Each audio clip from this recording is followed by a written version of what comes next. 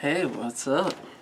I'm Danny. This is Southern California Comics Weekly Video Update. I'm back in the supply room, as I am every week, because I like enclosed spaces, I suppose. Anyway, comics came out.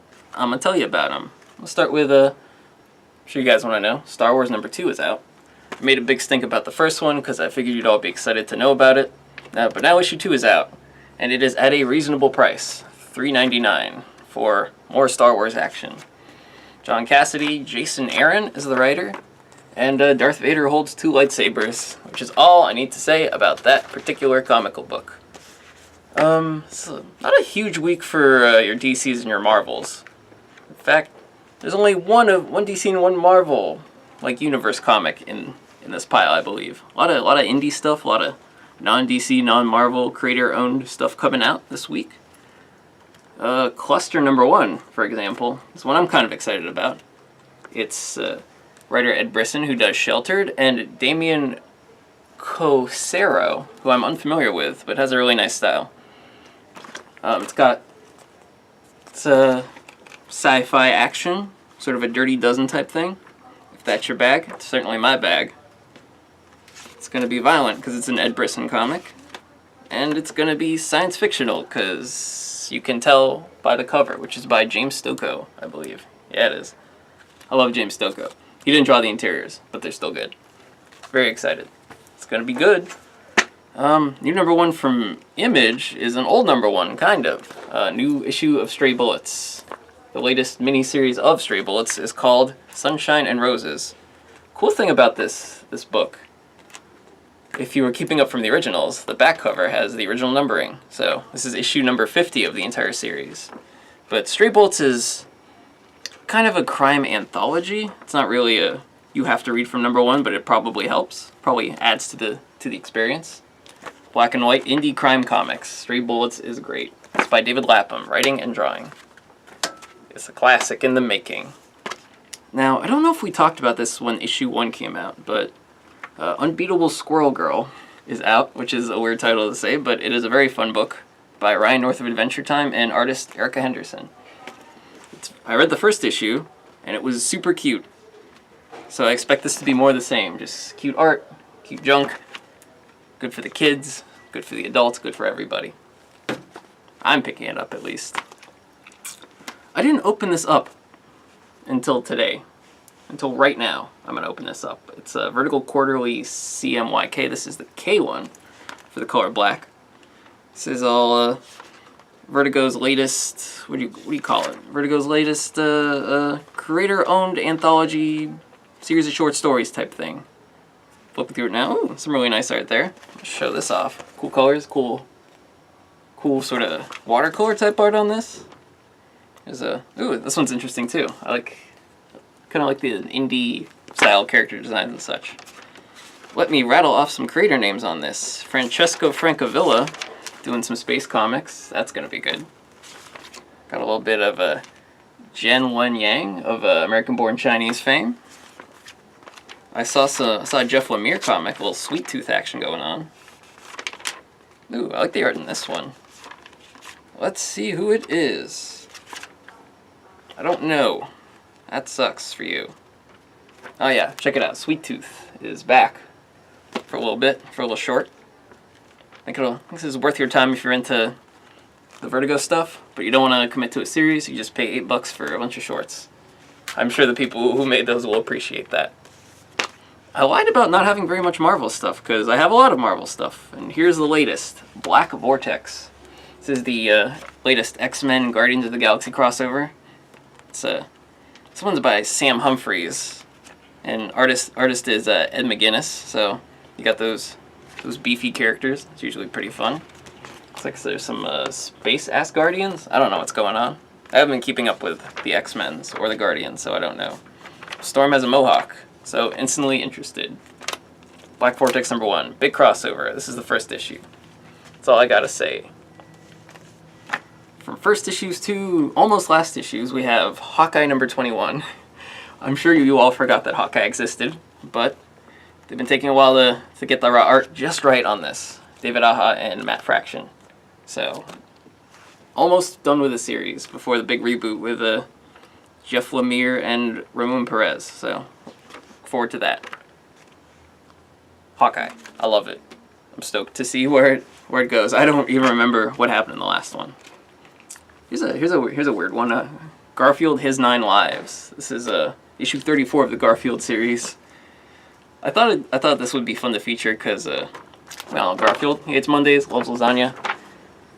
This is actually the sequel to the original Garfield 9 Lives graphic novel, I guess? It was a weird graphic novel that had a bunch of different bizarro variations on Garfield, like in alternate universe type stuff.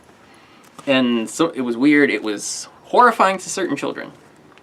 And they decided to bring back the concept and just do some weird Garfield stories. This one's a Western. It's kind of neat.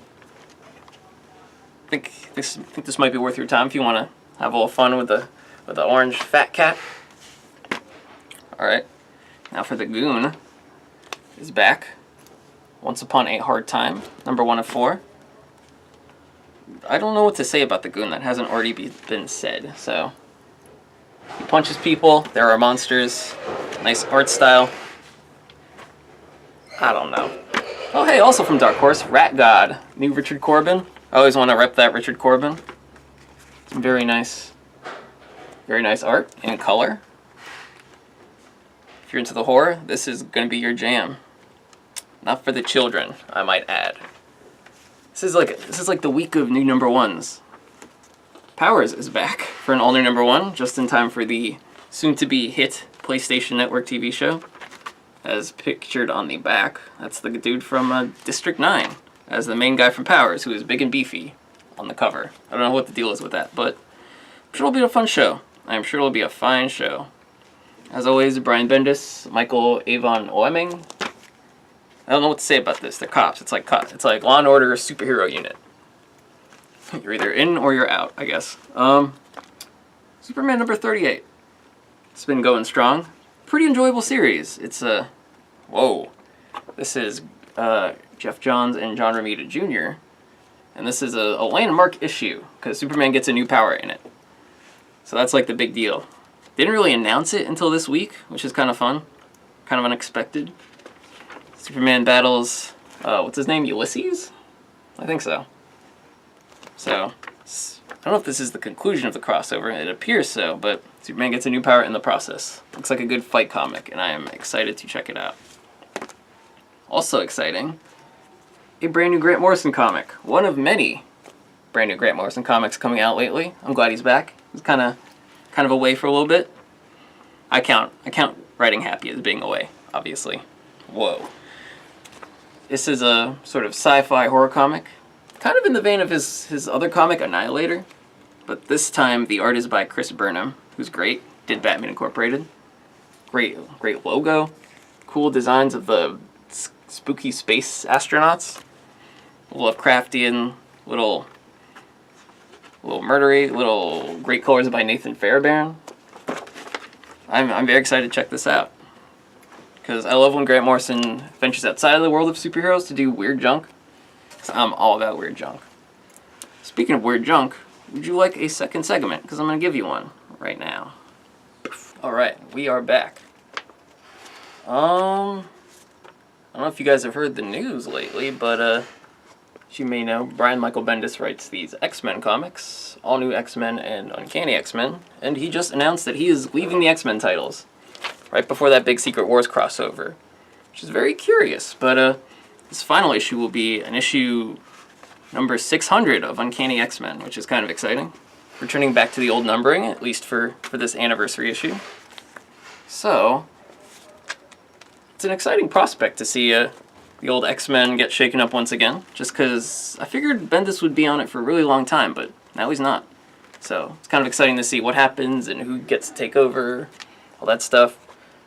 The Bendis run is actually pretty good. Like, it's the best writing he's done in years. But, new stuff, always fun. And in light of that, let's talk about some old stuff. Some old X-Men comics I like. Dark Phoenix Saga, everyone knows it. Legendary. Probably the most influential superhero comic book of all time for having a bazillion characters and a bazillion plot lines. Introducing Dazzler. In some ways it has yet to be topped in that regards. Yeah. Dark Phoenix Saga. A classic. Let's talk about some other ones, though. I really like Fatal Attractions. I really like this cover. It's a wild cover. This is the trade paperback. A little pricey at $25, but you get that story arc where Magneto pulls out Wolverine's bones. He pulls out the adamantium, so Wolverine's a little bone man. That's shocking. It's got good art. That's got old Greg Capullo X-Force. It's got some John Romita Jr. Nick Fury's in it. Lots of crazy X-Men battles, as the title became known for in the 90s. Also Cable. Cable's in it, so it's great. Oh, I love X-Men crossovers, what can I say? A few years later we got The Age of Apocalypse, which is an alternate universe story. Lots of alternate costumes. Cyclops looking like Snake Plissken. It's a little anime influence. Really neat stuff. It's I'm sure this is incredibly confusing if you've never read it before, but you probably have, so whoa. Check out Quicksilver. That's nuts. Fun stuff. Alright, let's go into modern X-Men junk. Let's talk about X-Men First Class, which the movie is loosely based off of. This is the adventures of the original team of X-Men. Your Cyclopses and Angels and such. This is written by Jeff Parker, who's really good, and drawn by Roger Cruz. Just really fun. I don't want to say frivolous, but just light adventure comics featuring your X-Men's. Not confusing, not overly complicated or anything like that. Just good fun. My favorite of all time, obviously, Grant Morrison. New X-Men. Right after the movies came out, Grant Morrison was like, hey, why don't we make the X-Men cool again? And they did. So they got new costumes. Like, check out those, black and yellow leather costumes. So cool. Lots of jackets. Really great Frank Whiteley art. If you haven't checked these out yet, you should. And they're, barely in continuity anymore, because, Marvel kind of got cold feet after this was done, so it's all just one sort of self-contained epic. That's my favorite. So, that's it for me. I don't want to talk about X-Men anymore, so I'm going to go home and eat a meal. Preferably a warm one. It'll be great. Hopefully you will too.